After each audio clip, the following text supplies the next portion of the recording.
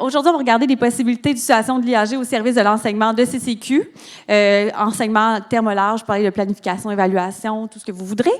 Et mener une réflexion pédagogique et éthique sur ces possibilités et les enjeux soulevés. Parce qu'on ne vient pas vendre l'utilisation de l'IA, ni vous dire que c'est pas bon, mais on va vous amener là, différents regards réflectifs qui vont vous déterminer. Ça sera à vous déterminer quand c'est une bonne idée, quand ce n'est pas.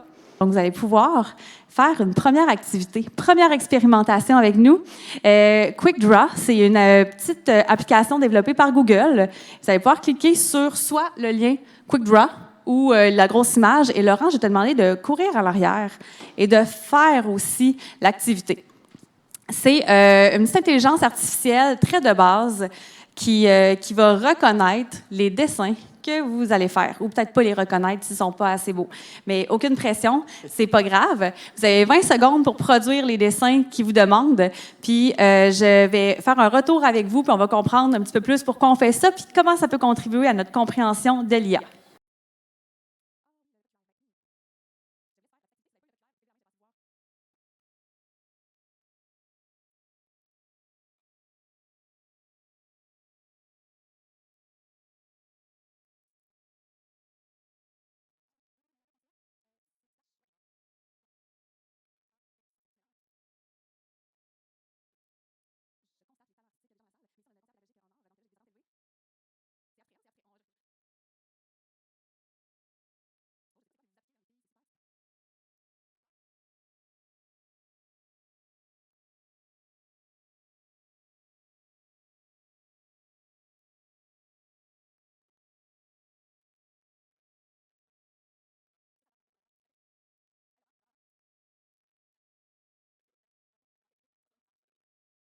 OK, je pense que pas mal tout le monde a réussi à démontrer ses talents de dessin à la personne à côté, à son voisin, maintenant que tout le monde est impressionné.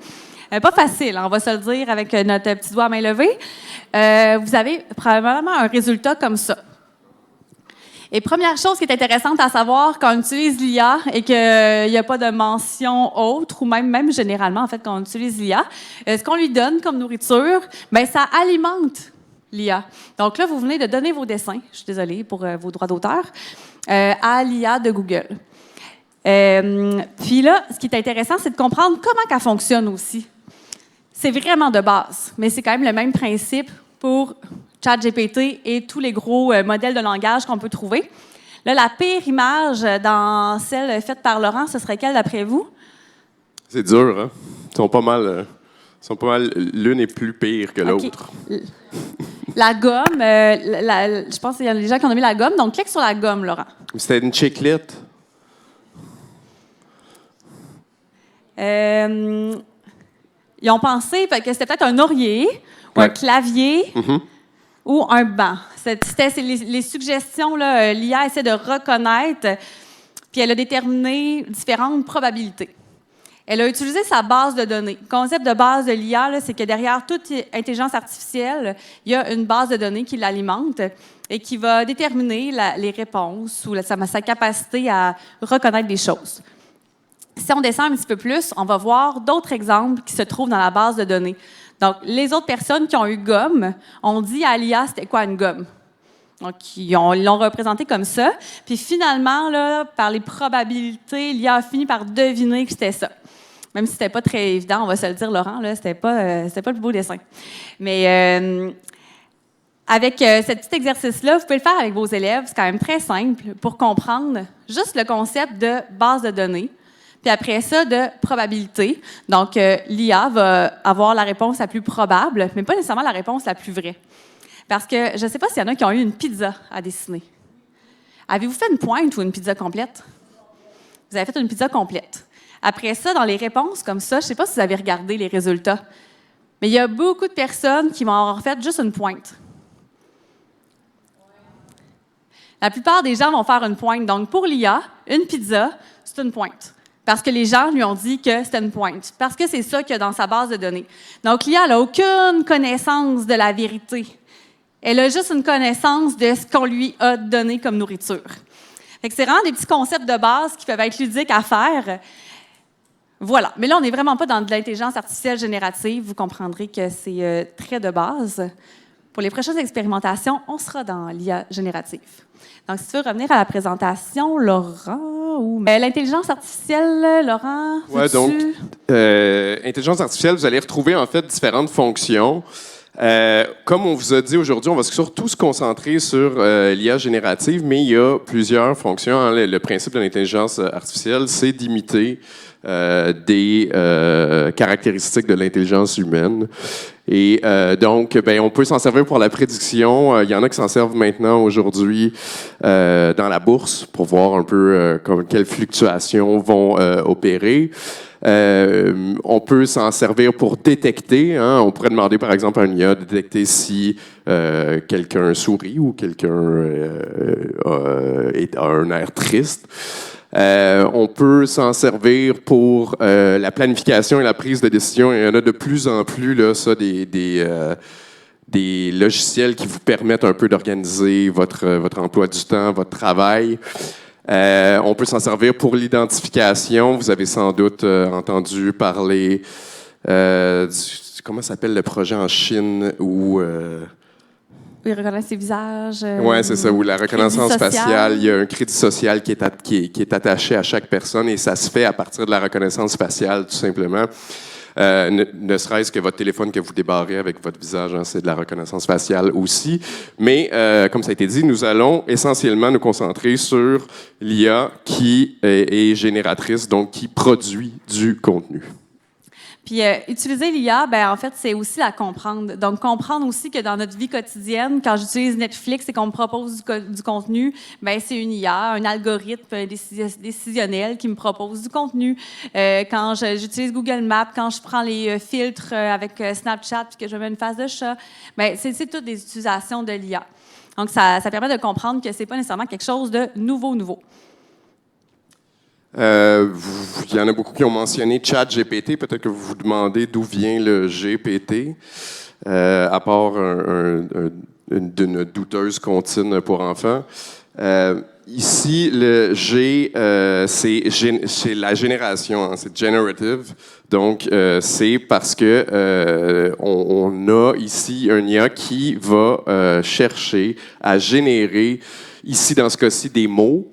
Qui tente de prédire, dans le fond, à partir d'un mot, c'est quoi le mot suivant qui va suivre, et le mot suivant, et le mot suivant. Donc, il agit comme selon des probabilités, il essaie de prévoir c'est quoi le mot le plus probable qui va suivre. Vous en avez de nombreux exemples. Hein. Si on lui donne, là, ici, 1, 2, 3... on va voir c'est quoi le plus probable. Je ne sais pas si vous êtes capable de deviner. Je ne sais pas si vous êtes aussi performant que ChatGPT là-dessus. Mais le plus probable est probablement 4.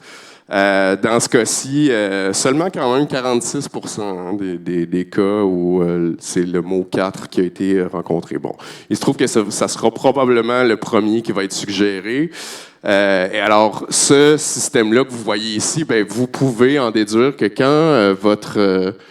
quand votre texto là, vous propose des mots, c'est un peu de la même façon qu'il fonctionne. Hein. Il va vous les donner généralement au centre le plus probable et les choix 2 et 3 là, dans les côtés. Ce qui est bien le fun que vous pouvez essayer, c'est juste envoyer des textes à vos amis à partir de la génération de mots. Faites juste cliquer au centre puis voir ce que ça dit. C'est semi-cohérent, mais c'est quand même intéressant. Je recule là. Est-ce que je peux, pour la probabilité, là, un petit exercice intéressant à faire, je vous invite à compléter la phrase suivante. Petit chaperon. Rouge, exactement. C'est la réponse à laquelle on s'attend. Donc, l'IA, elle n'est pas créative, c'est toujours la réponse la plus probable. Et vous comprendrez que ça peut amener certains biais. Alors, pour le P, pre-trained, donc pré-entraîné, il y a toujours un corpus qui va lui servir à son entraînement, qui va lui permettre de déterminer c'est quoi le mot le plus probable qui va suivre. Il faut le faire à partir d'un certain corpus. Ici, on parle d'environ 50 millions de sources.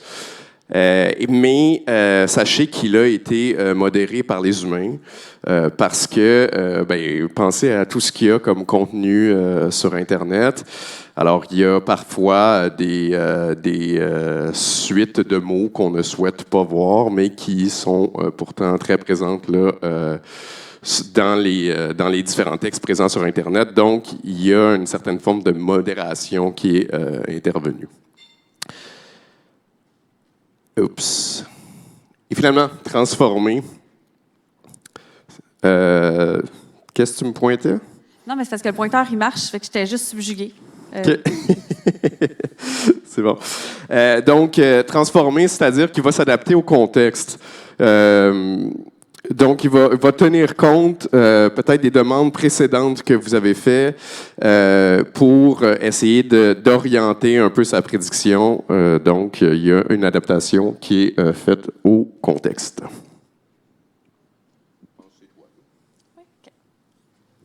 Donc, tout ça, le corpus d'entraînement, l'algorithme qui a été décidé pour l'IA, les requêtes aussi qu'on va utiliser, tout ça peut amener certaines sources de biais. Il y a quelques grands modèles que vous connaissez, là, c'est déjà ressorti dans ce que vous avez nommé. Ce qui est quand même bon à savoir, c'est qu'il y a plein d'applications qui existent et qui se multiplient, qui utilisent l'IA, mais qui se basent sur les grands modèles de langage. Il y en a d'autres aussi. Là, j'ai pas mis Claude de Anthropic, j'ai pas mis Llama non plus là, parce que je les ai pas tous mis. Mais évidemment, ce sont les plus populaires et dans vos centres de services, ce sont aussi souvent ceux qui sont peut-être autorisés. Copilote pour pas mal tous les centres de services et Gemini dans ceux qui ont la suite Google, quoique pour certains, c'est bloqué. ChatGPT, dans certains CSS, on a vraiment dit aux profs ne vous connectez pas sur ChatGPT avec vos adresses, avec vos ordis même d'école. Donc, on vous demandera dans les exercices de faire les choix en fonction de ce que vous voudrez bien appliquer comme recommandation de vos centres de services. Et toutes les applications qui sont basées sur des grands modèles de langage, bien là, c'est une zone grise en termes d'approbation aussi au niveau des centres de services. Pour l'instant, là, il n'y en a pratiquement aucun qui ont réussi à passer dans la machine à saucisses parce qu'il y a un processus très, très long d'approbation avec des services techniques, les services pédagogiques et aussi les services juridiques. Dans mon centre de service, on m'a dit que ça prenait environ 4 mois pour une seule application pour faire le processus d'approbation. Puis encore là, souvent, c'est non. Parce qu'il y a l'utilisation de ce qu'on lui donne à l'IA, notamment des données des élèves, potentiellement, ce que les élèves pourraient entrer et écrire aussi. On a un peu de contrôle là-dessus. Ça pourrait mettre en préjudice les données des élèves. Oui. Magic School, il faudrait voir avec vos services informatiques si ça a été approuvé.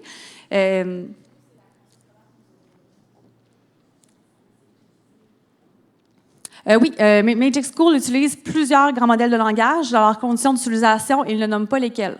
Donc, on ne sait pas. Ce n'est pas transparent à ce niveau-là. Puis il y a des choses qui sont accessibles maintenant qui ne le seront peut-être pas dans quelques mois. Avec la loi 25, chaque application qu'on utilise, même des sites sans connexion, doivent passer dans le PEVR, qui est cette machine à saucisses. Donc, sachez qu'entre autres, là, moi, j'utilise Brisk, qui dans mon centre de service n'est pas encore bloqué, mais c'est clair qu'il va l'être prochainement. Surtout que j'ai posé la question, puis là, j'ai comme... pardon? Oui, j'ai mis Antidote dans la zone grise parce que Antidote utilise maintenant l'IA. Il y a des fonctions où il peut refaire des portions de texte. Évidemment, on a le pouvoir, en tant qu'administrateur de grand maître d'Antidote dans votre centre de service, d'activer ou pas ces fonctions-là. Après ça, si c'est activé, on peut le faire selon les élèves. On peut aussi y aller avec les besoins individuels. Mais c'est aussi de savoir que dans des applications qui sont déjà préapprouvées, qui ont déjà passé à travers une machine à saucisses, finalement, qu'on utilise, il y a de plus en plus d'IA qui sont intégrées. Et ça, c'est en fonction de vos CSS, encore une fois, que vous pourrez savoir si c'est quoi les modalités d'utilisation. Il y a aussi Canva que j'ai mis en haut qui utilise l'IA. Puis ce qui est quand même vraiment intéressant, c'est que pour utiliser l'IA de Canva, Ils disent que c'est 14 ans et plus. Mais dans les applications de Canva, on a accès à DALL-E, qui est lié à ChatGPT, à OpenAI. On a accès aussi à Imagen, qui est avec Google. Puis là, quand on clique sur une petite affaire subtile, conditions d'utilisation, là, c'est écrit que c'est 18 ans, ou il faut une autorisation parentale avant 18 ans. Fait qu'il y a quand même, là, ça, les TI sont même pas au courant de ça. C'est vraiment des heures de lecture de conditions d'utilisation là, qui ont mené à ça. Demandez-moi pas ce que je fais les fins de semaine, mais il y a quand même plein de conditions d'utilisation un petit peu cachées et subtiles dans tout ça.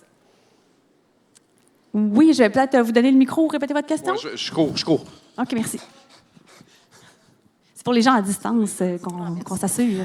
La question, c'est, selon votre expérience, vous nous dites, est-ce qu'on doit demander à nos CSS si on veut l'utiliser ou pas? Ah. Parce que, par exemple, j'ai une belle activité que je veux faire avec PhiloGPT que je suis vraiment surprise de voir là. On ne voit pas c'est quoi parfois l'IA, mais est-ce que je dois dire à mes TI de regarder ça ou pas? En fait, c'est une excellente question. Puis... évidemment, en fait, si on doit passer par les TI, c'est que les données des élèves, les renseignements personnels des élèves peuvent être mis à risque. Donc, c'est sûr que dans une application comme PhiloGPT, où il n'y a pas de connexion, ben c'est tel que tel, mais selon ce que les élèves entrent, mais il y a quelqu'un qui a accès à ce que les élèves ont entré comme information. Là, vous allez me dire, ben, ce que je lui demande, c'est pas d'entrer son adresse et tralala, mais on ne le sait pas non plus. Donc, selon les centres de services, en fait, on va faire une interprétation de la loi qui est différente. Puis, il y a certains centres de services qui vont faire le choix d'être un peu plus restrictifs, d'autres moins. Donc, c'est vraiment eux qui vont pouvoir vous donner plus d'informations. Puis, je comprends la tension pédagogique entre j'ai le goût de tester des choses et d'innover. Tu sais, je la vis fois 2 millions. Mais en même temps, on a comme cette responsabilité-là légale qui est au-dessus de notre tête. Si je peux me permettre aussi, on va peut-être faire la distinction entre placer l'IA entre les mains de l'élève et vous-même utiliser l'IA. Là, évidemment, là, on n'aura pas les mêmes conditions d'utilisation, on n'aura pas les mêmes restrictions. Donc, effectivement, vous allez avoir beaucoup plus de restrictions lorsqu'il vient le temps de travailler avec les élèves. Lorsque vous voulez l'utiliser, ben, il y a peut-être des façons de contourner si jamais vous ne pouvez pas l'utiliser dans les systèmes de l'école. Mais voilà. Et dans les... Hop, c'est à la diapo. Veux-tu? Ben, regarde, j'y vais, OK? Tu m'en voleras une autre tantôt. Dans les prochaines minutes, vous allez passer à travers les sujets suivants. On va d'abord aborder la génération d'images. Je voulais vous faire expérimenter. Finalement, mon bilan carbone, émanation de CO2, est vraiment trop élevé avec le déplacement jusqu'à Trois-Rivières. Donc, sincèrement, c'est arrivé quand même plusieurs fois à l'atelier où j'ai fait générer des images aux personnes avec ces requêtes-là. Le but de ces requêtes sont d'amener à des images qui peuvent représenter des billets. Bien que ces phrases ne soient pas forcément biaisées, vous voyez la police qui fait une arrestation, une personne productive, la plus belle femme du monde. Bien, entre autres, je ne sais pas s'il y a une personne qui voudrait l'essayer puis nous parler de son... OK, t'es prêt? Ah, c'est fait! Super! Bien, là, pas super, ben, en tout cas. Qu'est-ce que tu as comme résultat? Je suis désolé, mais je ne peux pas générer d'images représentant les actions policières. OK. Avec qui? Quelle IA? Avec Copilote, on a été modéré parce que c'est violent, j'imagine. Est-ce qu'il y a quelqu'un d'autre qui voudrait l'essayer? Ce qui est intéressant, si je peux me permettre, là, des fois, il y a moyen d'insister. Ouais, et dire non, mais c'est pour montrer blablabla, tu sais, montrer une belle intention. Puis là, de temps en temps, l'IA va nous le permettre. Mais ça veut donc dire qu'il y a effectivement eu modération. On a vu un potentiel dangereux dans ce contenu, puis il y a une intervention humaine qui est venue le bloquer. Non, même si on dit j'enseigne à des élèves qui vont devenir en technique policière. Ah, OK. Parce que ça m'est arrivé aussi avec une activité qui s'appelle l'effet salaire, faire des définitions de mots liés aux parties sexuelles et reproductrices. ChatGPT ne voulait pas. Fait, je disais, fais-moi des définitions en mots comme d'enfants, genre de 5 ans. Non, tu peux pas parler de ça des enfants de 5 ans. Je dis, ben, attends un petit peu, c'est dans le cadre d'un programme gouvernemental. Puis, OK, d'abord. Il nous a fait. Des fois, en utilisant juste la phrase comme en respectant vos guidelines, en respectant les critères, veuillez faire ça, et ça fonctionne un peu. Bonne stratégie, intéressant. En fait, c'est même un peu inquiétant, là, toutes ces stratégies-là, puis il y a des élèves qui sont très, très bons hein, pour contourner les modérations. Est-ce que quelqu'un a fait la femme la plus belle du monde par hasard? Ici, on en a une image qui a été générée là, pour l'arrestation. Hein. OK. Qu'est-ce que tu vois? J'ai utilisé Gemini, puis je vois un policier qui arrête un homme. Ils sont similaires quand même, là, 2 hommes blancs, puis c'est quand même réaliste. OK, excellent, merci. Super. Toi, je pense que c'est la plus belle femme du monde hein, que tu as testé. On va revenir au policier dans un instant. J'ai une femme rousse avec les yeux bleus et une bonne poitrine. Ah oui? Oui. Blanche. OK, intéressant. On a aussi une femme noire. Quelle IA? Canva. OK, avec Canva. Oui. Il y a aussi une femme noire. Est-ce qu'elle a l'air de manger beaucoup? Non. Non, hein? Non. C'est un constat qu'on fait toutes les fois. Là. Quand on demande la femme la plus belle du monde, souvent, il y a des IA qui vont mettre de la diversité culturelle. Ça, c'est souvent présent. Par contre, au niveau des normes corporelles et de beauté, il y a quand même vraiment un biais. Là, on est en train de dire à l'élève que c'est la norme de beauté.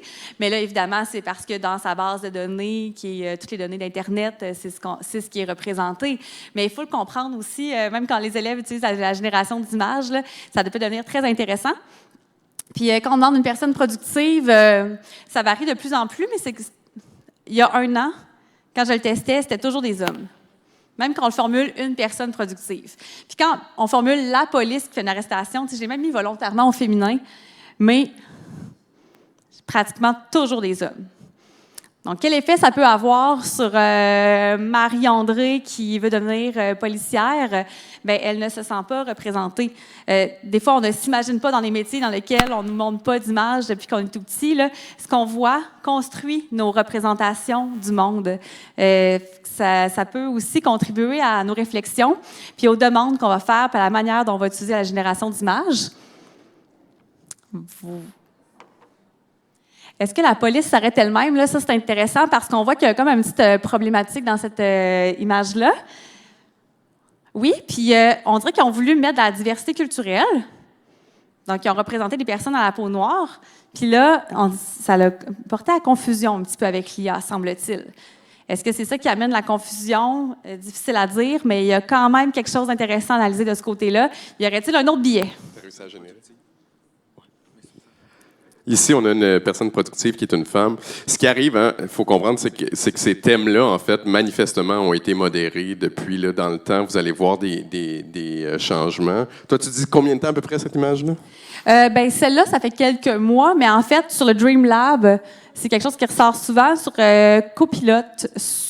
Fréquemment, là, on sent qu'il y a toujours une femme présente. J'ai fait le test en FP avec des métiers très traditionnels, mécaniques. Tu sais, fais-moi une image d'atelier de mécanique, puis il mettait toujours au moins une femme. On sent que dans la modération, il y a cette volonté-là. Oui?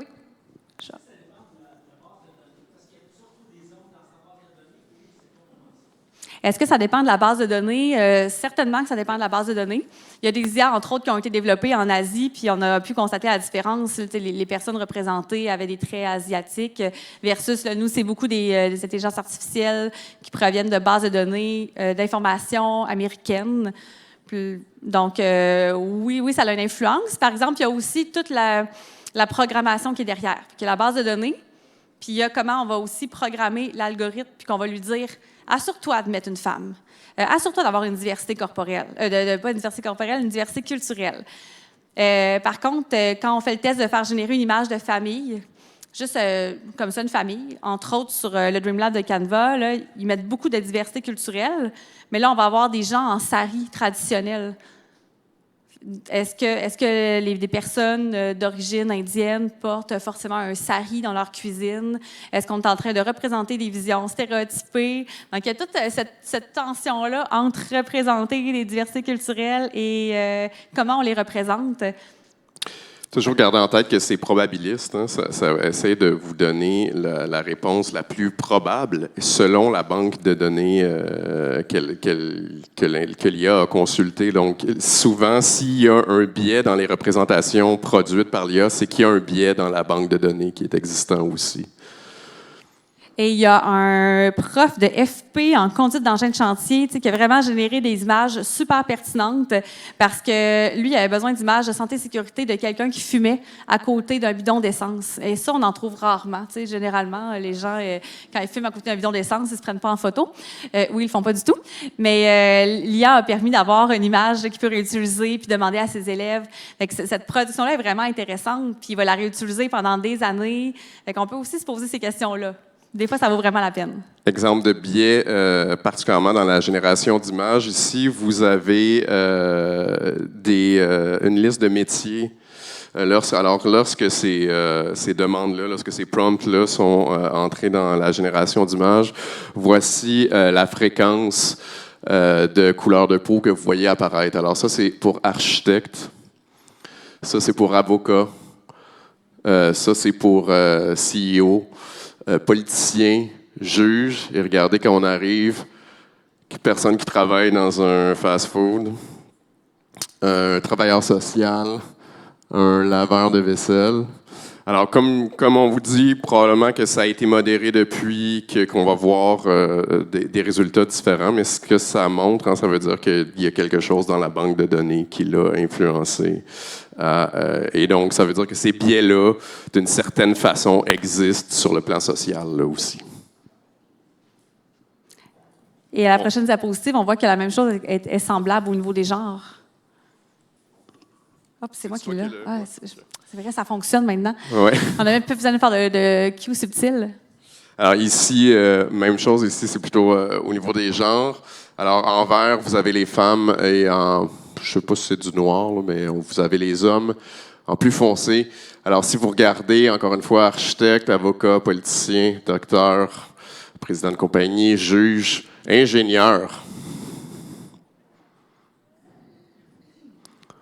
Puis on arrive, caissier, caissière, enseignant, travailleur social, housekeeper, personne qui fait le ménage. As-tu la statistique en tête du nombre de docteurs femmes qu'il y a aux États-Unis, Laurent? De mémoire, non, hein? Non. Mais je pense que c'est autour de 35 parce qu'on peut comparer, se demander, est-ce que ça représente la réalité? Est-ce que c'est pour ça que c'est comme ça? Mais non, en fait, ça ne représente même pas la réalité. Ça vient perpétuer des biais et les accentuer. Parce qu'on voit la faible proportion de médecins femmes, tandis que c'est autour de 35 dans la réalité. On n'a pas fait le calcul pour l'ensemble des métiers. Donc, oui, génération d'images, mais petit point de vigilance à garder en tête, l'inclusion et la représentativité. Est-ce que tu veux nous parler de l'impact environnemental? Effectivement. Donc, vous pouvez le voir, il y a des enjeux. On a des biais qui sont présents dans les banques de données consultées. Et donc, ces biais-là vont, comme c'est probabiliste, ils vont avoir tendance à être reproduits. Maintenant, autre enjeu important, Julie disait qu'elle ne voulait pas tous vous faire générer des images. Il y a un impact environnemental quand même important. Une image générée peut équivaloir jusqu'à approximativement 3h30 de visionnement de Netflix. En termes de demande énergétique. C'est quand même considérable. Hey, avant que tu prennes la question, là, comment ça s'appelle les petites figurines là, que tout le monde faisait générer? Là? Les starter packs, c'est ça. La mode des starter packs. Puis je ne sais pas si vous l'avez fait, mais la quantité d'énergie, on voit là, que là, ça travaille. C'est vraiment très, très long à produire. Ça, c'est quand même dans un bon top de consommation énergétique. En fait, je voulais savoir, oui, ça représente 3h30 de visionnement Netflix, mais théoriquement, 3h30 de visionnement Netflix, ça représente quoi comme empreinte éco-énergétique? Il y a une experte à Montréal qui est vraiment une experte mondiale de la question, Madame Lucioni, Puis son article est lié, c'est ici en fait, il est cliquable. Vous pouvez aller le consulter, puis elle compare production de vidéos, images, aussi génération de texte. Puis vous pourrez voir les comparatifs, là, mais je n'entrerai pas de mémoire dans les détails, mais c'est l'équivalence là, qu'on a constatée. Et là, on a une série de questions pour vous. Questions de réflexion qui pourraient vous guider dans l'utilisation d'un tel outil, à savoir est-ce que ça vaut la peine ou pas. Est-ce que j'ai les compétences nécessaires pour aborder la question de l'IAG avec les personnes apprenantes de façon ouverte et critique, dans l'idée où je veux en faire générer par mes élèves. Bien, il y a quand même une compréhension derrière avant de faire utiliser l'IA. Est-ce que les personnes apprenantes sont conscientes des enjeux environnementaux? Est-ce que l'âge des élèves respecte les conditions d'utilisation de l'IA utilisée? Donc, ce sont des questions de réflexion qui nous proviennent du guide de l'utilisation pédagogique, éthique et légale de l'intelligence artificielle générative produite par le MEC. C'est un document qui est quand même pas si long et qui n'est pas non plus genre « fais pas ci, fais pas ça ». Il y en a qui n'aiment pas ça, qui auraient aimé ça se faire dire clairement, genre, faut pas faire ça, il faut faire ça. Par contre, ils sont plus allés vers une posture réflexive. Nous, on aime ça en CCQ, d'habitude. Donc, c'est vraiment des questions qu'on peut se poser puis considérer dans notre utilisation. Puis le guide, il se divise en 3 grands critères: critères pédagogiques, critères éthiques, critères légaux et en d'autres sous-points qu'on va aborder. On va les visiter un petit peu tout au long de cette présentation. Alors maintenant, on passerait donc soutien aux tâches administratives. On va vous faire donc utiliser de la génération de texte pour vous faire écrire un courriel. Alors, on vous demande, vous utilisez l'outil de votre choix. Si vous êtes habitué, je ne veux même pas les nommer. Si vous êtes habitué avec un, utilisez celui que vous préférez. Alors, on vous demande, mets-toi à la place d'un ou d'une personnel scolaire. Donc, tout ce qu'il y a entre crochets, là, vous avez à le remplacer. Alors, vous mettez à la place de blablabla. Écris un courriel aux parents d'un jeune. Alors, ça, c'est la requête que vous faites là, à l'intelligence artificielle. Écris un courriel aux parents d'un jeune, d'un ou d'une jeune vous choisissez l'année scolaire, qui a un souci avec vous inventez son souci. Utilise un ton. Qualifiez le ton que vous voulez qu'il soit employé dans votre requête et propose 3 pistes de solutions pour régler le problème avec l'outil de votre choix. Vous pouvez copier-coller cet extrait-là dans l'IA que vous voulez, aller modifier les segments, puis aussi c'est à vous si vous trouvez que ça ne se rapproche pas de vos pratiques habituelles dans votre courriel, vous pouvez l'adapter, faire la requête que vous voulez. Après ça, on va revenir avec vous, voir dans quel contexte ça peut être intéressant d'utiliser l'IA pour générer des courriels. Est-ce qu'il y a quelqu'un qui voudrait nous partager un peu sa requête et le courriel qui a été produit? OK. Fait que moi, j'ai dit, mets-toi à la place d'un enseignant et écris un courriel aux parents d'une jeune de maternelle qui a un souci avec la discipline, écouter et son hygiène. Utilisez un ton corrosif et propose 3 pistes de solutions pour régler le problème. Ça va comme suit. Bonjour, monsieur et madame, nom de famille. Je me permets de vous écrire au sujet de prénom, car la situation en classe devient difficilement tenable. Pour être franc, prénom a actuellement beaucoup de mal à respecter les consignes les plus élémentaires. L'écoute est quasi inexistante, l'agitation constante et malgré nos interventions répétées, rien ne semble coller. Ni à ses oreilles, ni à sa mémoire. Par ailleurs, je me dois de vous faire part d'un souci d'hygiène personnelle récurrent. Les odeurs corporelles et l'état général, ongles sales, vêtements tachés, etc., sont malheureusement devenus un sujet de discussion dans le groupe.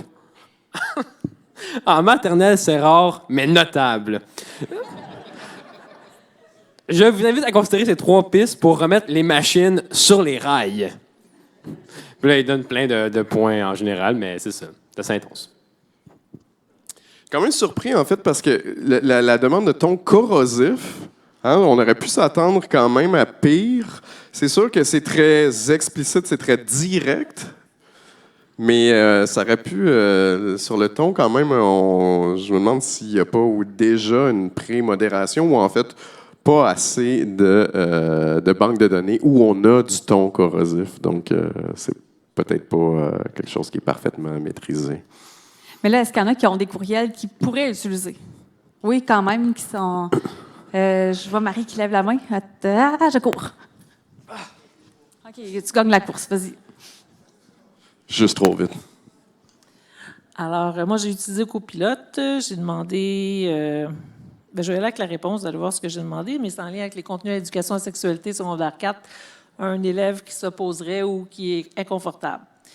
Chers parents, je vous écris aujourd'hui au sujet d'une préoccupation soulevée par votre enfant concernant le contenu lié à l'éducation à la sexualité dans le cours de culture et citoyenneté québécoise. Je comprends que ce sujet peut être sensible et je tiens à vous assurer que nous prenons cette situation très au sérieux. Afin de résoudre ce problème, je propose les pistes de solutions suivantes. C'est sûr qu'il y aurait des petites choses à modifier. Rencontre individuelle. Organisez une rencontre avec vous, votre enfant et moi-même pour discuter. J'ajouterai la direction. Pour discuter de ces préoccupations et répondre à toutes vos questions, cela permettrait de clarifier les objectifs du programme et d'adapter notre approche si nécessaire. 2. Résoudre ressources supplémentaires. Fournir des ressources éducatives supplémentaires pourraient aider votre enfant à mieux comprendre le contenu du cours. Cela pourrait inclure des livres, des articles, des vidéos adaptées à son âge et à ses besoins. Support psychologique, si votre enfant éprouve des difficultés émotionnelles liées à ce sujet, nous pouvons organiser des séances de soutien avec notre conseillère scolaire. Cela permettrait de lui offrir un espace sécurisé pour exprimer ses sentiments et recevoir de l'aide appropriée. Blablabla, je vous remercie de votre collaboration. N'hésitez pas à contacter cordialement. Moi, j'avais demandé un ton ferme quand même. OK. Hey, c'est intéressant, hein? Mais il y a un constat qui ressort fréquemment, c'est que c'est toujours trop long. Tu sais, l'IA va tellement développer là, que le parent il se rendra même pas jusqu'au bout. Par exemple, on peut lui donner nos modèles de courriels. Il a envoyé quelques courriels qu'on a déjà envoyés, puis dire, tu sais, garde le même ton. Tu sais, voici mes exemples de courriels. Formule un autre courriel sous la même forme. On s'assure qu'il n'y ait pas de données nominatives dedans. Mais il va adopter vraiment un style très semblable au vôtre. Est-ce que tout courriel est intéressant à faire générer par l'IA? C'est comme des vœux de mariage. Hein? Est-ce qu'on a envie de les faire générer par l'IA? Ça dépend de notre degré d'amour, peut-être. Même chose pour les courriels. Peut-être que ça dépend du contenu. Il y a aussi un questionnement au niveau de la transparence. Est-ce qu'on veut nommer? Est-ce qu'on serait prêt à nommer que notre courriel a été généré par l'IA? À quel point il est entièrement aussi généré par l'IA ou on vient le modifier? Selon les contextes, ça peut être intéressant. Là, moi, je connais des CP qui ont fait le test pour inviter les gens à la formation par courriel, à cette formation sur l'IA. Bien, il avait écrit un courriel généré par l'IA, puis on demandait aux gens s'ils s'en étaient rendus compte, et pas du tout. Puis finalement, c'était vraiment un beau courriel, très structuré, efficace, que les gens étaient très heureux, même en sachant que c'était fait par l'IA. Par contre, l'agentivité, c'est être capable de faire les choses par soi-même, de prendre des décisions. Fait qu'on peut comme toujours se poser la question à quel point je reste agentif dans ma pratique, même en utilisant l'IA. Puis là, je pense à Marie, entre autres, ce que tu as reçu avec les 3 conseils. Il y en avait comme proposer des ressources aux parents, de l'aide psychosociale. C'est sûr qu'il faut, en utilisant l'IA, l'agentivité va faire en sorte que tu vas dire, OK, ça n'a pas rapport, ça n'a pas rapport. J'ai les compétences pour en juger. Oui, bien en fait, moi, ma question ou mon constat, c'est des fois, j'aime ça écrire mon courriel. Et puis là, ben, sans toutefois passer beaucoup de temps nécessairement à la correction, puis ma syntaxe et ainsi de suite, je me dis des fois, bon, ben, je vais l'envoyer à ChatGPT, puis je lui demande, corrige mes fautes, puis propose-moi certaines modifications dans de la saine fermeté, disons. Et puis là, ben, à ce moment-là, il peut me proposer quelque chose et puis là, je peux rester quand même agent de mon courriel et apporter des modifications qui sont toutefois intéressantes à ce moment-là. Très intéressant comme approche. Est-ce que c'est justement, bientôt, tu nous en glisses un mot sur le sujet, je pense, Laurent? Oui, effectivement. Ben, je pense que c'est l'approche à privilégier, c'est d'avoir une approche qui est itérative, c'est-à-dire d'avoir une espèce d'échange avec l'IA jusqu'à ce qu'on arrive à un résultat qui correspond à nos intentions, à ce qu'on voulait faire, à une certaine qualité en tant que telle. Juste avant de passer là-dessus, par rapport à notre propre transparence, hein, il existe des des licences que vous pouvez apposer qui vont venir, par exemple, ici, générées par de l'intelligence artificielle, aider de l'intelligence artificielle, donc vous en êtes servi, mais vous avez modifié. Vous pourriez vous-même là, apposer ces licences-là aux différents contenus que vous produisez. Il y a une petite question au fond. Tu peux la dire, je vais la répéter peut-être?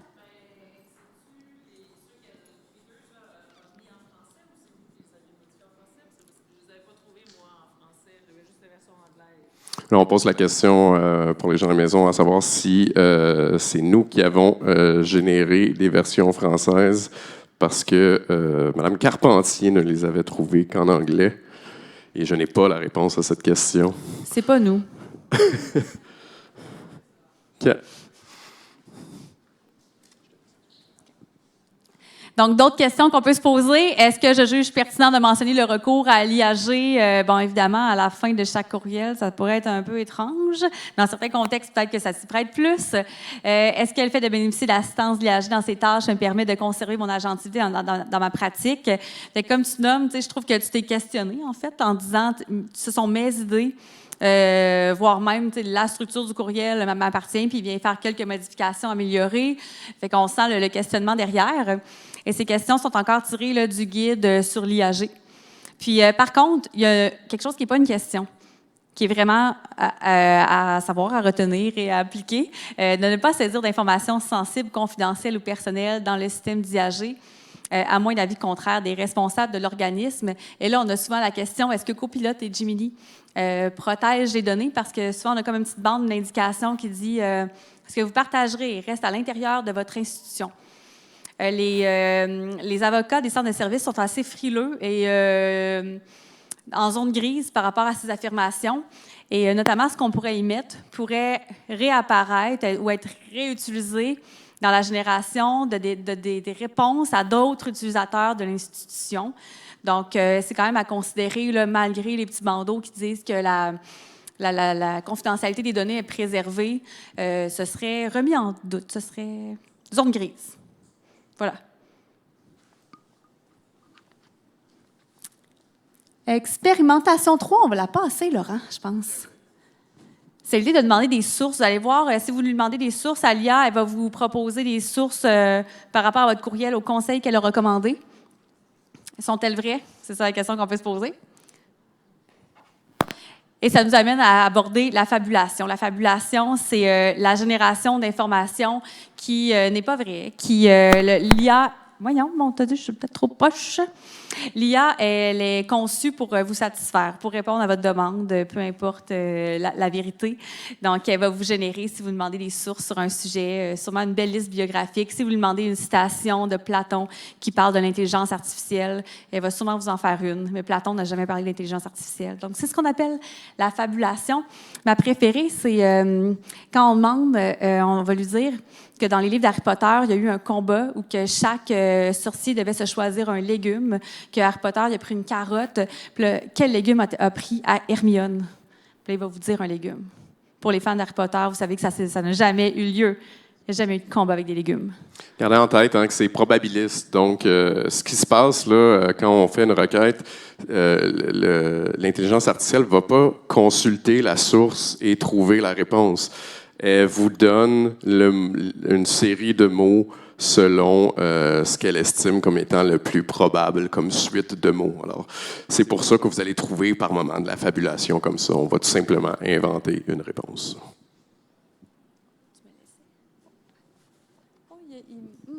Je vais courir rebrancher.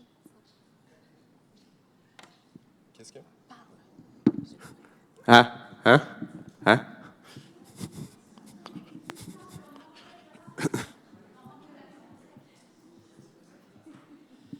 Je reviens avec ce que vous venez de dire. Je comprends en même temps qu'au fur et à mesure, il y a des gens qui vont reprogrammer, corriger puis rediriger. Est-ce qu'on s'attend à ce que d'ici quelques temps, il n'y en ait plus de ces billets-là, puis il n'y ait plus de ces erreurs-là parce qu'on va l'avoir amélioré, raffiné, etc.? Ouais, la seule chose que je peux vous donner, c'est une réponse très spéculative. Ce qu'on peut observer... Bon, première chose, par rapport aux sources... il existe déjà des applications qui vont se concentrer sur vraiment la consultation de sources puis s'assurer de la véracité ou s'assurer de vraiment aller chercher l'information dans une source précise. Il y en a où vous pouvez choisir vous-même la source. C'est le cas de Notebook LM avec quelques bémols là-dessus. Cependant, ça existe déjà. Moi, ce que je vous dirais, c'est que la progression rapide de l'IA nous laisse croire qu'éventuellement, bon, sans qu'il y ait absence complète de biais, ça se raffine à une vitesse qui est quand même assez spectaculaire, qui est quand même assez, j'oserais même dire effrayante. Là. C'est difficile de... Quand on compare les premières versions de ChatGPT et ce qu'il est capable de générer aujourd'hui, encore plus marquant si vous regardez la génération, les intelligences artificielles de génération vidéo, ce que c'était capable de générer au départ, ce que c'est capable de générer aujourd'hui. En 1 an, on a fait des sauts qui sont pratiquement impensables. Au niveau des fabulations, là, quand on travaille la fiabilité des sources, vous comprendrez que c'est quand même quelque chose d'essentiel à savoir pour les élèves, parce que peu importe les normes de vos centres de services, je ne sais pas pourquoi, mais tous les centres de services que j'ai visités dernièrement, on ouvre l'ordi et on a accès directement à ChatGPT. Là. Il n'y a aucun centre de service dans lequel je suis allée où c'était bloqué. Puis aussi dans les équipes écoles, il y a des discours différents. J'étais dans une école la semaine passée, puis là, je vois l'élève ouvrir son ordi puis être sur ChatGPT. Je le questionne un peu, puis il dit « Ah, mon prof d'histoire, il a dit qu'on peut l'utiliser dans toutes les matières. » Sur les ordis des élèves. T'sais, il ouvre son Chromebook de l'école, puis ChatGPT est pas... Peut-être que dans certains CSS, c'est bloqué, mais je vous dis, dans les derniers, là, 5 centres de services dans lesquels je suis allée, c'était accessible. Sinon, Gemini est accessible aussi sans connexion. Fait que, en fait, moi, c'est un certain dilemme aussi qu'on a, j'imagine, avec ça, parce que censurer, c'est pas leur enseigner non plus. Fait que là, nous autres, on a affaire, mettons, par exemple, pour un débat, des recherches, puis je sais qu'à la maison, vont ouvrir GPT, c'est sûr. Fait que là, on est un peu dans un dilemme de dire, bon, ben, comment est-ce que je fais pour que l'élève, ultimement, va l'utiliser, donc qu'il ne puisse pas laisser de côté nécessairement son jugement critique. Fait que là, nous, on essaie d'arriver avec des outils comme Perplexity, qui va générer des résumés d'articles, qui va faire en sorte que l'élève va sauver du temps, mais qui ne va pas générer une réponse précise par rapport au sujet qu'il va chercher. Et puis là, ben, c'est possible pour nous de dire, bon, ben, recherche tes informations sur Perplexity et ainsi de suite, tu vas pouvoir construire ton idée au lieu de l'avoir pré-mâchée. Fait que là, à ce moment-là, c'est comme notre version de dire, utilise-le, mais conséquemment, tu sais. Oui, c'est vraiment intéressant. Puis je pense qu'on est vraiment dans une posture d'éducation de l'IA parce qu'ils l'utilisent de toute façon. Ça, par exemple, c'est aussi des choses à discuter en équipe école avec les directions. Il y a quand même ça à savoir. Et aussi le fait qu'en bas de 14 ans, en fait, c'est 14 ans et plus l'utilisation de l'IA là, par les élèves et pas par toutes les IA. Entre autres, dans les comptes scolaires, copilote Gemini. C'est 18 ans et plus. Donc, pour l'instant, ce n'est pas encore accessible dans les comptes scolaires. Ça pourra l'être prochainement. Dans les comptes en ligne, là, sur Google, si on tape juste Gemini sans se connecter, par exemple, c'est 14 ans au Canada. Puis Copilote aussi. Fait que ça peut être intéressant à savoir. Et Perplexity aussi, 14 ans et plus. Mais tout ça en tenant compte de toutes les contraintes locales. Mais je pense que c'est normal aussi, en quelque part, vu la rapidité du développement et de l'arrimage de l'intelligence artificielle qui n'est pas encore arrimage entre le cadre légal et l'utilisation qu'on souhaite en faire. Là, dire que ça va être réglé d'ici peu, ça serait m'avancer beaucoup, mais je pense que ça va prendre un certain temps là, avant qu'il y ait arrimage entre les deux. Mais quand même, le genre d'initiative d'accompagnement dans l'utilisation de l'IA, c'est des choses qu'on voit de plus en plus, puis qui peuvent aussi créer, par exemple, de plus en plus de tensions dans une équipe école quand il y a des gens qui sont vraiment contre, d'autres qui sont d'accord. Voilà. Est-ce qu'il y a des outils d'intelligence artificielle qui aident à détecter l'intelligence artificielle dans les travaux? Comme par exemple, je fais un copier-coller du texte, je le mets dans ChatGPT, pourrais-tu me dire les probabilités que ça soit généré?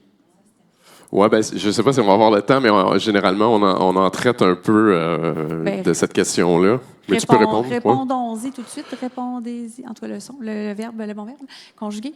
On va vous répondre. Non, mais je ne sais pas, en fait, en ce moment, quelle est la fiabilité des... Ça fait longtemps que j'ai questionné les outils là-dessus. Okay. Vas-y. Ben, il y a 2 enjeux. Il y a l'enjeu que le texte produit par l'élève, il y a une propriété intellectuelle de l'élève. C'est considéré comme une œuvre. Aussi étonnant que ça puisse paraître, là, nos réponses un peu boboches des élèves. Mais repensez à l'élève là, qui avait vendu des dessins d'art de ces jeunes du primaire. Bon, là c'est pas dans une idée de revente, ça n'a pas la même connotation, mais quand même, il y a une propriété intellectuelle qui appartient à l'élève. Donc, sans son accord, on ne serait pas supposé de le déposer dans une IA. Et aussi, c'est pas, même si souvent les publicités vont dire que c'est vraiment efficace, c'est jamais efficace à 100%. Il y a beaucoup de faux positifs.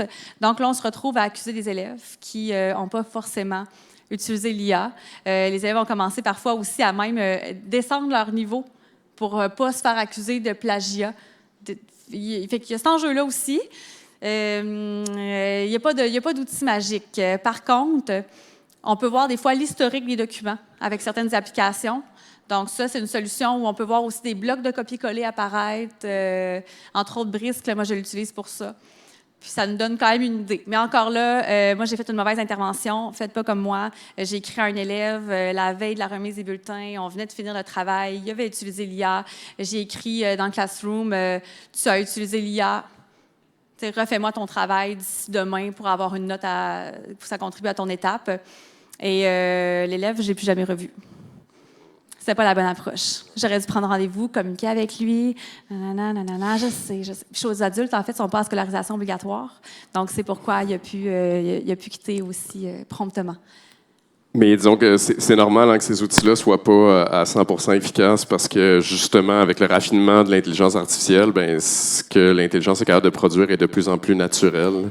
Et donc, c'est très difficile de le distinguer du langage, disons, ordinaire parce que c'est ce qu'elle tente de reproduire.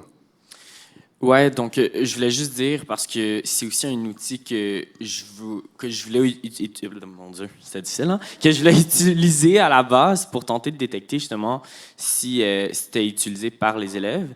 Mais finalement, j'ai juste ce que je fais en premier, là, un petit partage, c'est que je vais juste demander à l'élève de m'expliquer une des phrases qui comporte des mots de vocabulaire qui sont plus complexes. Puis généralement, ça fonctionne. Voilà. Donc, de trianguler, hein, ça risque de devenir une pratique qui va être de plus en plus courante. Si vous demandez à des élèves de faire des travaux à la maison, ben, il y a quand même de fortes chances là, qu'ils soient en mesure de les générer. Donc, de trianguler, c'est une des pistes qu'on propose. Tant qu'à être dans le sujet, Laurent, là, pour faire du pouce sur ce que tu dis, il y a une des pratiques aussi qui est de plus en plus mise de l'avant, c'est de justement s'asseoir puis de dire à l'élève, explique-moi comme un bout de ton texte, puis, mais aussi de demander pourquoi. Pourquoi tu as senti le besoin d'utiliser l'IA? C'est-tu que tu ne comprenais pas? C'est-tu que tu ne te sentais pas assez compétent? C'est quoi qu'il y a derrière, finalement? Fait qu'il y a ça aussi là, qui est une porte intéressante de psychanalyse. Oui, je voulais juste rajouter, pour ceux qui font faire des travaux par ordinateur puis qui veulent s'assurer que c'est pas créé par ChatGPT, tu parlais des historiques des documents qui est possible, mais il y a une plateforme qui s'appelle DigiDoc, qui est un peu comme un Google Doc, mais tu peux voir lettre par lettre qui est-ce qu'il a écrit. Fait que quand la personne fait un gros copier-coller d'un gros paragraphe, ben à ce moment-là, tu peux te questionner d'où est-ce que tu as sorti ce paragraphe-là, puis comme ça, tu as les preuves lettre par lettre, surtout pour les projets d'équipe, j'imagine. Là, ça doit être vraiment pratique. Si, mettons, tu as un élève qui dit « Oui, j'ai fait tout le travail », puis là, finalement, tu peux voir exactement qui est-ce qui a tapé quoi, quand. Fait que c'est DigiDoc. Oui, DIGIDOC. Ouais. Ça fait partie de la suite de la digitale. C'est vraiment un outil super aussi, même pour faire collaborer les élèves. Puis aussi, une des grandes pistes pour un peu contourner l'utilisation de l'IA par les élèves dans ce qu'on pourrait considérer comme la tricherie, ça peut aussi être de mettre de l'avant la démarche, valoriser la démarche, avoir différents moments là, de points de chute, même d'interaction entre les élèves. Puis DigiDoc permet quand même de voir la démarche se construire. Là, c'est super intéressant. Merci beaucoup pour cette belle suggestion. C'est toute une partie qu'on a faite dans le fond de la présentation qu'on n'aura pas besoin de faire. Il faut te dire que c'est une demi-journée qu'on condense en 90 minutes pour les besoins de la cause. C'est pour ça que tantôt, j'ai sauté une petite expérimentation pour qu'on aille plus vers de la planification. Prochaine expérimentation, c'est celle-ci. Là, on tombe dans de la planif. Vous avez différentes suggestions. Vous pouvez en choisir une parmi celles-ci. Évidemment, encore, il y a des crochets où on est amené à adapter le contenu. Si vous avez déjà testé ce type de requête, vous pouvez aussi aller avec une requête qui répond le plus à votre besoin. Adaptez-la à vous. Je vous laisse lire ce qui est là, choisir, copier-coller dans l'IA de votre choix, adapter, puis regardez qu'est-ce que ça donne. Le temps file, mesdames et messieurs. Est-ce que quelqu'un a eu une piste intéressante qui pourrait être réinvestie en classe? Oui. Ah, oui, madame. 10 activités ludiques et courtes pour explorer les systèmes politiques au Québec, parfaites pour susciter l'intérêt et la discussion. Devine le rôle. Décrivez brièvement le rôle d'une figure politique, exemple, premier ministre, député, et demandez aux participants de deviner de qui il s'agit. Le bingo des pouvoirs, créer des cartes de bingo avec différents paliers de gouvernement municipal, provincial, fédéral et des exemples de leurs responsabilités, tirer au sort les responsabilités. Mini débat éclair, proposer des sujets, donner 1 minute à chaque participant pour exprimer son opinion. Le jeu des sigles à la CAQ, PLQ, QC, puis, etc. La ligne du temps politique, préparer des cartes avec des événements marquants. Oui, il y a quand même des bonnes affaires. OK. Oh, ouais. Bien là, c'est pas pire. Puis si on aime, par exemple, l'idée du bingo, on pourrait lui demander de nous générer là, les cases pour le bingo, de nous générer les idées, les contenus à mettre. On continue la conversation. Hein. Souvent, dans les 10 idées proposées, il y en a 2 de bonnes. Une pièce parmi d'autres. Vous auriez pu aussi copier-coller les orientations du programme pour la section là, qui vous intéressait. Puis là, en lui donnant du contenu, il va être encore plus collé au programme. Mais malgré ça, il faut savoir que les biais, quand même, persistent. Puis on a même créé une IA qu'on ne pourra pas vous proposer aujourd'hui, là, un chatbot vraiment dédié à CCQ. Mais là, il y a eu un arrêté ministériel. On n'a plus le droit de faire des développements en intelligence artificielle. Par contre, même en ayant alimenté l'IA avec le programme, aussi avec l'idée de séquence, le nom m'échappe, là, enlignement pédagogique. On a quand même des notions super intéressantes. Il nous proposait quand même tout le temps des activités de sensibilisation et des activités de débat. Pourquoi tout le temps le débat? Parce que sur Internet, on retrouve vraiment beaucoup de débats. Donc, aussitôt qu'on a mis le programme, qu'on voulait pratiquer le dialogue, ça tombe presque toujours comme ça. Puis on sait qu'en CCQ, on essaie de dépolariser les échanges. Fait que là, si on est tout le temps dans 1 contre 1, c'est pas vraiment la nuance qu'on veut amener, disons, là, face aux enjeux qu'on peut traiter ou à la complexité des sujets dont on traite. Puis qu'il y a quand même ça à garder en tête, là, malgré tout, ça peut donner de très belles idées, des amorces intéressantes. Bon, évidemment, comme on disait, hein, c'est itératif comme processus, donc on pourrait lui raffiner notre requête, dire, bon, on n'utilise pas de débat, etc., tu sais, mais à ce moment-là, ben, on augmente aussi le temps que ça prend pour un peu arriver à un résultat final. Et dans certains cas, je ne dis pas dans tous, mais dans certains cas, il y a lieu de se demander aussi est-ce qu'on fait vraiment une économie de temps ou est-ce qu'on dépense son énergie, mais ailleurs. Et puis dans l'idée, Laurent, là, qu'on avait un petit peu tantôt d'utiliser l'IA puis d'outiller les élèves à l'utiliser, moi, j'allais tester la génération de 10 questions sociologiques sur un sujet. Puis les élèves, des fois, c'est pas toujours encore facile, même pour nous, de construire les questions sociologiques. Je ne sais pas si vous êtes dans les mêmes horizons que moi, mais pour les élèves, c'est encore plus difficile. Par contre, d'ouvrir l'IA, de faire générer, puis de se rendre compte, OK, ça, c'est pas bon, ça, c'est bon. Elle n'a pas été intéressante, elle, on va la changer, on va en combiner 2. Là, on vient vraiment même illustrer comment on peut être critique face à du contenu généré par l'IA. Je pensais que tu voulais qu'on aille là. Non, ben, Ben oui. Je te laisse là. L'idée de demander de la rétroaction, c'est un peu comme on demandait tantôt avec le courriel. Tu avais un petit peu cette idée-là déjà, de donner un exemple de courriel puis de demander de la rétroaction. On pourrait faire la même chose aussi pour les activités. On interagit, on peut... moi, j'aime quand même ça aussi, mettre toutes mes idées des fois là, sur un... Ça m'arrive souvent, pour un même concept, pour un même thème, d'avoir beaucoup trop d'idées d'activités. Puis là, je demande de faire un peu de ménage dans tout ça, de faire une séquence logique. Il me fait un petit tri là, dans mon cerveau embrouillé. Et si on t'avait demandé ceci, de répondre à cette équation et qu'on reçoit ça comme réponse, est-ce qu'il y en a ici qui peuvent valider si ça fonctionne? Oui, non, hein? Moi non plus, pas du tout. Ce qui nous ramène à l'importance, en fait, d'avoir les compétences pour juger, pour être critique face aux productions de l'IA. Puis quand on parle aussi d'IA avec les élèves, il y a ça aussi qui est sous-entendu. S'ils n'ont pas les connaissances pour être critiques sur le contenu, bien là, il y a un petit souci dans l'utilisation. Puis même chose aussi avec... on sait qu'on a plein de collègues qui ne sont pas nécessairement formés en CCQ. Les activités qui vont être proposées, seront-ils en mesure de se dire, bien, ça, c'est dans le programme, ça ne l'est pas? Il y a quand même ça à garder en tête. Donc, voilà. Tu veux que je présente?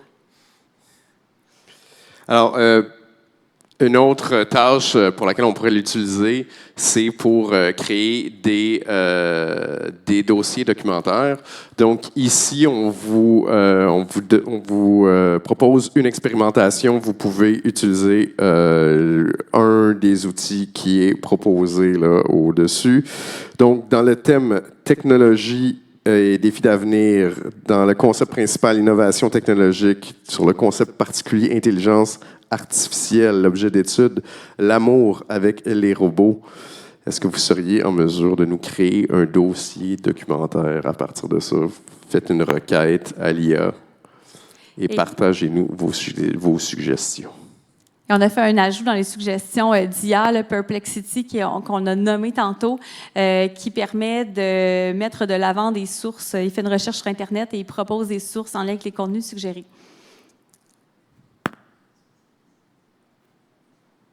Et là, on ne vous garantit pas le succès, là, la qualité du dossier documentaire, mais on le teste, puis on se demande, est-ce que ça marche, est-ce que ça ne marche pas?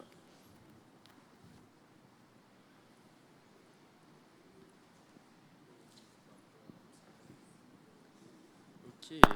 Excellent. Donc, j'ai un exemple ici. J'ai demandé à l'IA de faire le dossier documentaire, puis ça dit l'étreinte de silicium, l'amour à l'ère de l'intelligence artificielle, puis ça donne une approche, la présentation du thème, l'essor de l'intelligence artificielle et de la robotique ouvre des perspectives inédites, puis là, ça donne un petit peu là, les étapes en partie. Donc, voilà. Fait que c'est quand même intéressant.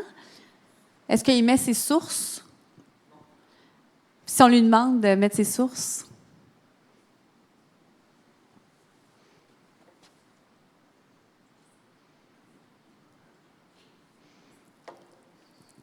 Et le gros X, c'est qu'en théorie, il faut aller ouvrir la source et valider s'il y a vraiment aussi traduit la pensée qui était derrière la source, ce qui n'est vraiment pas toujours le cas. C'est ce que je voulais ajouter. Là. Je suis en train d'évaluer les sources, puis en 2 sur 2, c'est des sources qui mènent à rien. Exact. Vous allez voir ça souvent, effectivement. J'ai fait l'exercice moi-même là, en cherchant des œuvres de littérature jeunesse à travailler avec différents thèmes. J'avais beaucoup de suggestions. Malheureusement, pas toujours des textes existants. Ce qui est quand même un problème. J'admire ta rapidité. Là, Fait que je suis été il y a 2 semaines à la COPS, fait que pédago numérique. Puis, il y a une enseignante qui avait fait un atelier avec les élèves d'utiliser ChatGPT, puis de leur demander, il y avait la requête qui était déjà préétablie, fait qu'il y avait juste à recopier la requête avec un sujet qu'ils avaient vu dans l'année. Puis, il y avait dans la requête, donne-moi des sources fiables, puis tu dois être capable de me les citer en norme APA, par exemple. Puis, les élèves dyslexiques, au lieu d'écrire source fiable, ils ont écrit source faible. On a trouvé ça très drôle. Mais c'est ça. Puis les sources étaient principalement de l'Institut du Québec, des statistiques du Québec, érudits, des sources érudits scientifiques traduits pour les élèves de secondaire en comme verbalisant des concepts très complexes en version vraiment plus simple. Fait que je pense que ça dépend de la requête, puis comment que tu le formules, puis le nombre de requêtes que tu fais va te faire en sorte que tu vas avoir de meilleurs.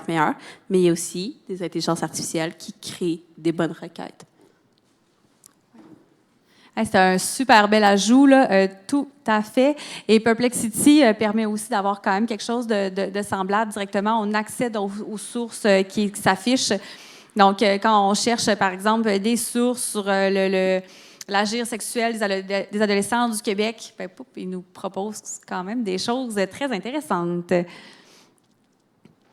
On va passer un petit peu. Est-ce que tu veux dire un petit mot, Laurent, quand même, sur cette belle ressource que je ne sais pas si vous la connaissez? Ouais, c'est quand même un outil qui est intéressant, particulièrement justement quand on a à travailler avec des textes scientifiques. Là, c'est une des parts de ma tâche de faire de la vulgarisation de textes scientifiques. Et donc, on va lui fournir ici un corpus. Et là, on peut ensuite le questionner sur ce corpus-là. Et ce qui est intéressant, c'est que dans les réponses, quand il nous donne des réponses, il va nous donner un lien vers l'extrait où il est allé tirer cette information-là. Fait que là, on a quand même une certaine validation qu'on peut faire de la source, ce qui est quand même intéressant. Vraiment génial. Si vous ne connaissez pas, là, allez l'explorer puis pensez à vos années d'université à quel point vous auriez aimé avoir cet outil-là. On l'a nommé. Les petites questions, on va les passer rapidement, mais vous comprenez qu'à chaque utilisation, il y a des questions qui pourraient se poser. Puis on peut se questionner sur le niveau d'agentivité là, face à l'utilisation de l'IA. Est-ce qu'on est passif et ça génère tout pour nous ou on a un certain degré d'implication? J'ai vraiment le goût qu'on ait le temps de parler d'évaluation, Laurent. Ben, vas-y. OK. Ou prends 4 minutes de silence. Décide. OK. Bien là, dernière expérimentation, on y est. J'ai envie de vous dire go, de vous laisser lire les requêtes parce que il y a du beau potentiel quand même pour nous aider, pour nous soutenir en évaluation. On peut aussi mettre des grilles d'évaluation, mettre le cadre d'évaluation. On peut mettre en fait des documents, un exemple, votre grille préférée, fais-moi-le sur tel modèle. Là, ça devient très personnalisé à ce qu'on fait, à nos habitudes. En l'adaptant à d'autres tâches, demander d'avoir des choses en mots d'élèves que l'élève peut comprendre aussi. Là, je pense au service de la littératie, de la rétroaction, que l'élève comprenne aussi ce qu'il reçoit comme commentaire. Si je peux me permettre aussi, dans les usages qui montrent une plus-value à l'apprentissage, quand on utilise le numérique, certainement la rétroaction est une avenue qui est intéressante et qui est payante et qui est soutenue là, par un grand nombre de recherches. Donc, il y a certainement intérêt à faire usage du potentiel que nous offre l'intelligence artificielle et le numérique en général. Et pendant que vous copiez-collez, tapez peut-être, il ne reste que quelques minutes. Donc, ça, c'était un petit peu là, ce qu'on vient de nommer. On peut insérer des choses dedans, mais on peut aussi lui demander de créer une grille, de créer un Excel, de créer un doc, copier-coller la grille qu'il nous produit. Donc, on peut demander le format dans lequel on veut obtenir nos choses. Et j'ai fait cet ajout-là, je ne sais pas si j'en ai parlé, Laurent, mais j'avais le goût de montrer un exemple de banque de rétroaction que j'ai créé et testé tout récemment. Les élèves, avant de faire leur compréhension enrichie à l'oral, je leur demandais de le faire à un autre élève et ils devaient se donner entre eux de la rétroaction. Puis il y a beaucoup cette idée de donner beaucoup de rétro en cours d'apprentissage, mais on court comme des poules pas de tête dans cette histoire-là. Puis je trouve que la rétroaction par les pairs, c'est une belle manière qu'ils en reçoivent, puis qu'ils aient entre les mains là, directement ce qui va être mes critères, puis ce qui sera le genre de commentaires que moi je vais leur faire je vais leur donner. Mais là, ils les ont lus, ils savent c'est quoi mes attentes. Ça a vraiment été riche de faire ce type d'expérimentation-là. Puis aussi, mettre le texte de l'élève, comme je vous disais, dans l'IA, il y a un enjeu de propriété intellectuelle.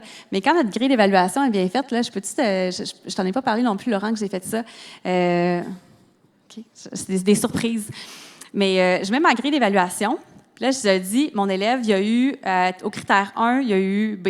Au critère 2, il y a eu C. Au critère 2, il y a eu tant. Fait que là, je remets mes critères et je mets les notes de l'élève seulement. Donc, la correction, c'est tout moi qui l'ai faite. Mais je lui demande de me générer une rétroaction en mots d'élève que je pourrais communiquer à l'oral. Souvent, c'est comme plus accessible, assez courte. Une chose que l'élève fait bien et un défi pour la prochaine étape. Fait que mes commentaires de fin d'étape, là, j'ai fait comme des petits paragraphes comme ça. Je suis allée modifier quelques fois, mais sincèrement, il a comme vite compris qu'est-ce que je voulais. Ça m'a permis de faire quelque chose que j'aurais jamais pu faire. Des beaux petits textes de rétroaction de fin d'étape à tous mes élèves, personnalisés. Puis là, des fois, je disais en même temps, l'élève, tu sais, beaucoup d'absence. Comme je résumais très, très simplement un peu le profil ou tu sais, des raisons derrière ces notes-là. Ou tu sais, beaucoup d'efforts, difficultés, mais comme essaye fort. Puis, ça a fait un effet sur mes élèves. J'ai vraiment des élèves qui ont raccroché à cause de ce petit message-là. Il y en a qui sont venus me voir. J'avoue que je n'ai pas été transparente. Je ne leur ai pas dit que ça avait été produit par l'IA. Mais c'est mes idées, c'est ma correction, c'est mes idées. Il a comme juste mis ça en forme parce que sinon, je ne dors pas la nuit. Fait que c'est ça. Je suis en tension éthique sur le sujet, mais je peux vous dire que ça m'a quand même aidé. Voilà. À vous de me juger. Moi, j'aurais tendance à dire que parlant de ne pas dormir la nuit, si on veut vous laisser dormir, je pense qu'on va devoir s'interrompre ici. Peut-être un bref mot sur l'utilisation par les élèves. Eh oui, juste le mot de la fin. What's the future, évidemment. L'utilisation par les élèves, c'est encore quelque chose qui est un enjeu qui est à discuter, en équipe école, avec les services informatiques. On a tous cette envie d'éduquer quand même qui est là, mais avec toutes les considérations qu'on peut avoir. Puis là, vous allez voir une série de questions défiler. Ça, c'est tout ce qui sera en lien avec l'utilisation par les élèves. Fait qu'il y a quand même plusieurs questions à se poser avant. Vous avez accès à la présentation. On vous invite à consulter là, ce sur quoi on a dû passer un petit peu plus vite. J'espère quand même qu'on a répondu à nos intentions de différencier et utiliser adéquatement différentes IA génératives et de mener une réflexion pédagogique et éthique sur les possibilités et les enjeux soulevés. Je vous remercie de votre attention. Je vous souhaite une bonne fin de congrès. Bon retour à la maison. Merci d'avoir été avec nous jusqu'à la fin. Vous êtes géniaux.